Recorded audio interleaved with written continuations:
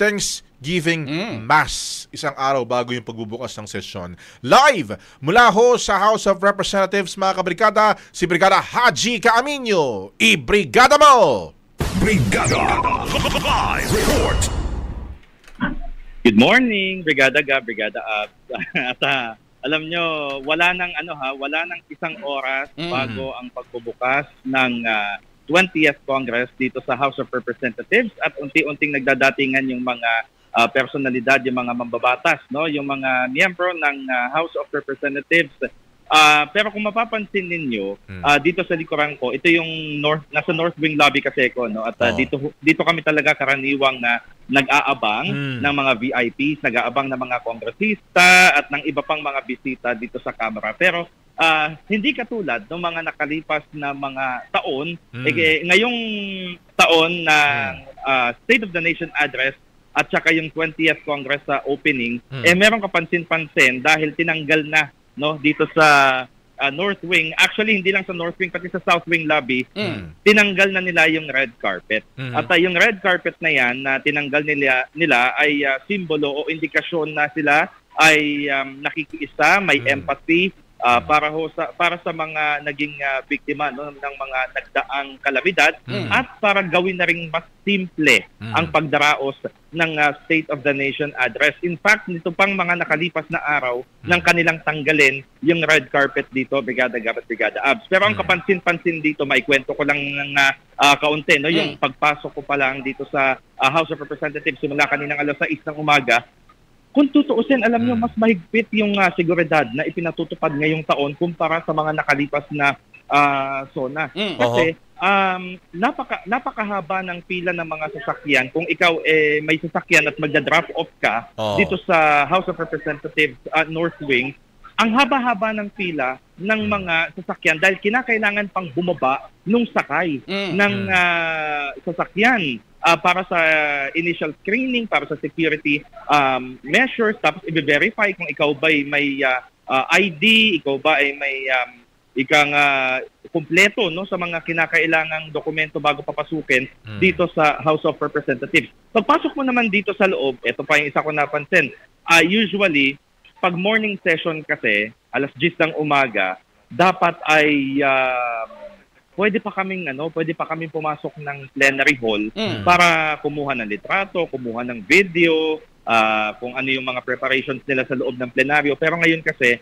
Brigada Abs, may mga PSC na, may mga members na ng PSC sa loob ng plenaryo, kaya ipinagbabawal na nila ang pagkuha ng litrato o pagkuha ng video. Kaya tuloy, ang nangyari lang kanina, sinilip ko lang yung loob ng plenary hall, pero all set na rin para sa pagbubukas ng 20th Congress. Paano ba yung mangyayari mamaya dito?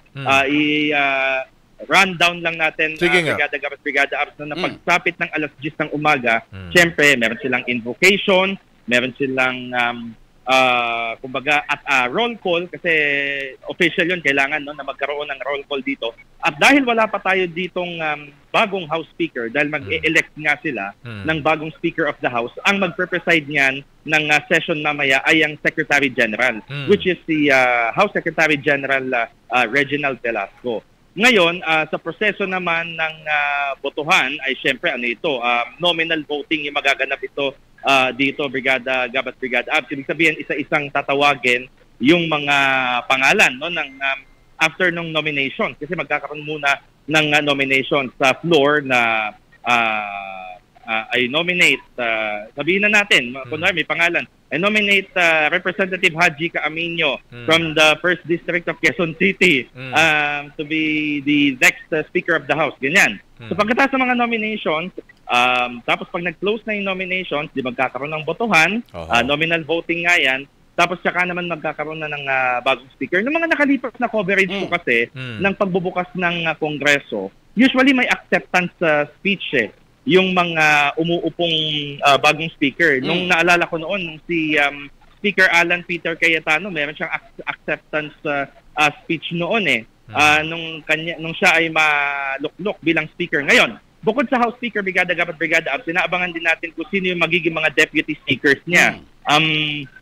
Bukod dyan, syempre, ang isa pang matunog ngayon na pinag-uusapan ay yung uupo naman ng majority leader at saka minority leader ng House of Representatives. Yung mga committee chairmanship sa mga susunod pa yon na mga araw kung tutuusin dahil limitado, kailangan nilang magpasa ng concurrent resolution para handa i-transmit nila sa Senado na handa na silang makinig sa report ni Pangulong Bongbong Marcos mamayang alas 4 ng hapon. Ngayon, kahapon, Brigada Gab at Brigada Abs, nagkaroon na ng Thanksgiving Mass ang mga members ng 20th Congress sa Manila Cathedral na pinangunahan ni Archbishop Jose Cardinal Advincula.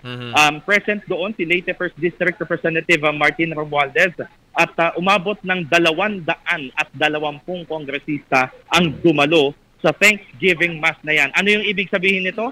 Well, ang statement ron nito, according to Tingog Representative Jude Asidre, ay pagkakaisa, unity, at saka pagkakaroon ng bagong pag-asa. Kung statement naman, pag-uusapan natin, statement ba ito na yung 220 ba na yun, siguradong susuporta kay former Speaker Romualdez bilang bagong speaker, yun ang aabangan natin. Pero ang message doon noon ay unity, ang message ay hope, ang message ay kumbaga humihiling sila ng guidance para sa pagbubukas ng bagong sesyon. So far, Brigada Gab at Brigada Abs, wala pa naman ako nakikitang ibang mga kongresista na nagdadatingan. Si Kong Jude kanina nakasalubong ko na, papasok pa lamang siya sa kanyang silid.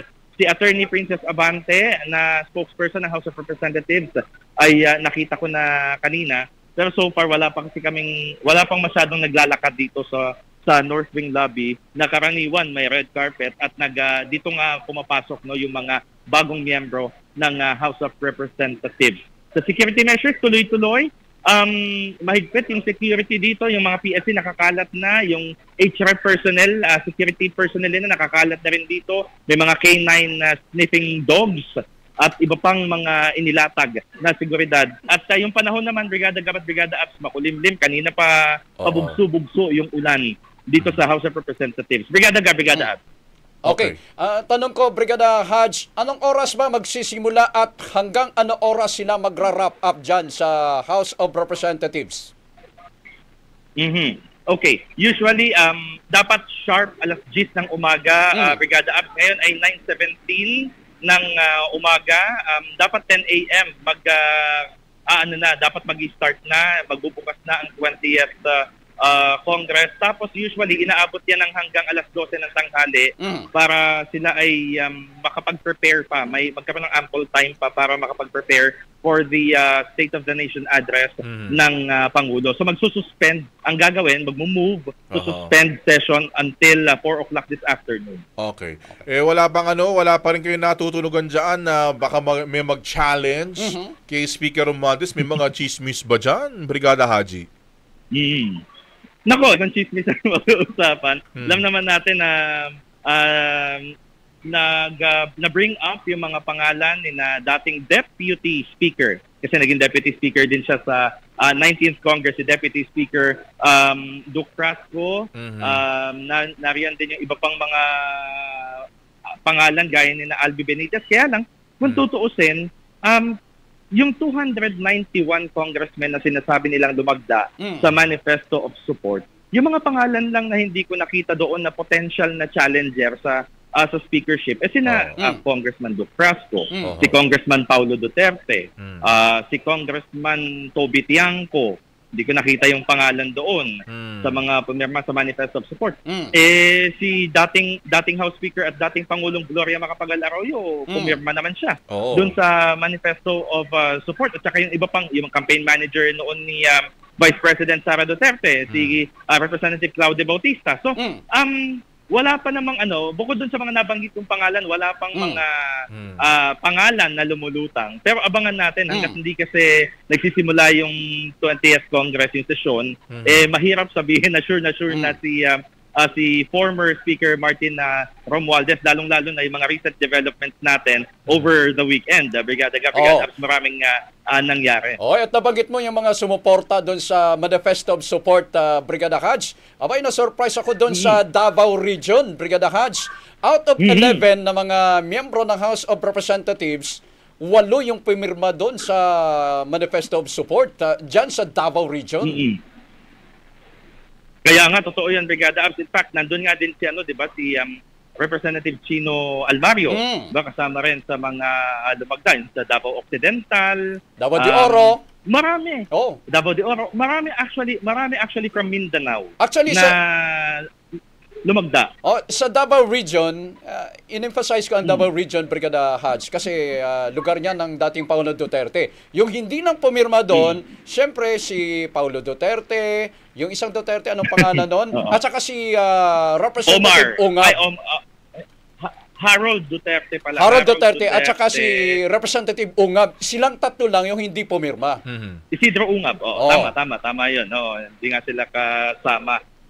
Brigada Abs sa mga lumagda. Pero ito na, ilan ba yung total na bilang ng mga representatives? 317. So kung titingnan natin doon sa, kung base natin doon sa Manifesto of Support na 291, talagang overwhelming ang numbers. But not until the 20th Congress opens, mahirap sabihin kung sure na yun na ba talaga. Okay. Sige, maraming salamat, Brigada Haji Caaminio. Mamaya, babalik pa tayo para sa iba pang mga updates mula rin sa House of Representatives in the heart of changing lives. Ako si Brigada Haji Caaminio para sa SONA 2025 Brigada News FM Special Coverage, The Music and News Authority. Ang bahaging ito ay hatid sa atin ng Fast Relax. Tanggal ang sakit, ora mismo.